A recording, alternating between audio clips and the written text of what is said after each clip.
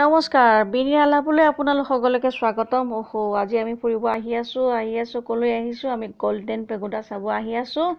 অলপ পাছত আপোনালোকে গোল্ডেন পেগোডাৰ ছবি দেখিবলৈ পাব। খুব ভাল লাগিলে। এইটো স্থাপন কৰা হৈছে নাৰায়ণপুৰৰ বৰপথাৰৰ খামটি গাঁৱত।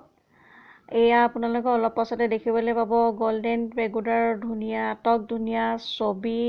এইখন চাওক কি সুন্দৰকৈ তৈয়াৰ কৰিছে আমাৰ লখিমপুৰ খ্যাতিনামা অস্থিৰোগ বিশেষজ্ঞ মানসিং লংকেন ডাঙৰীয়াই।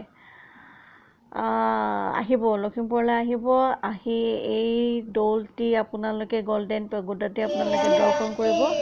আমি যোৱা দিনাখনি বৌদ্ধ পূৰ্ণিমা আছিলে যিহেতু, গতিকে এয়া চাওকচোন বৌদ্ধ স্তুতি কৰিছে কণ ল'ৰা ছোৱালীসকলে। আৰু আপোনালোকে মই যিমান পাৰি এই পৰিৱেশটো চাৰিওফালে গোল্ডেন পেগোডাৰ চাৰিওফালে পৰিৱেশটো আপোনালোকক মই দেখাবলৈ যত্ন কৰিছোঁ। প্ৰায় 40 লাখ টকাৰ ব্যয়েৰে মানসিং ডাঙৰীয়াই এইটো পিতৃ মাতৃ তথা সমাজৰ নামত উৎসৰ্গা কৰিছে। খুবেই ভাল খবৰ, আমাৰ লখিমপুৰবাসীৰ বাবে ভাল খবৰ। এই খামটি গাঁওখন এতিয়া বৰ্তমান পৰ্যটনথলীলৈ পৰ্যবেক্ষিত হোৱাৰ সম্ভাৱনা একেবাৰে নুই কৰিব নোৱাৰি। এয়া মই গোল্ডেন পেগোডাৰ ওচৰত একপি চেলফিও উঠিলোঁ, ভাল লাগিছে। ইয়াৰ পাছতে আপোনালোকে দেখিব পাৰিব মূল মন্দিৰটো, য'ত বৌদ্ধ মূৰ্তি আছে, য'ত সেৱা সৎকাৰ কৰা হয়। ধন্যবাদ আপোনালোকে এইটো ভিডিঅ'টো চোৱাৰ বাবে। আহিব এপাক।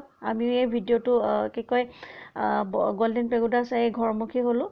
সময় সুবিধা পালে নিশ্চয় আপোনালোকো আহিব, ভাল পাব মোৰ দৃঢ় বিশ্বাস। ভিডিঅ'টো চোৱাৰ বাবে বহুত ধন্যবাদ।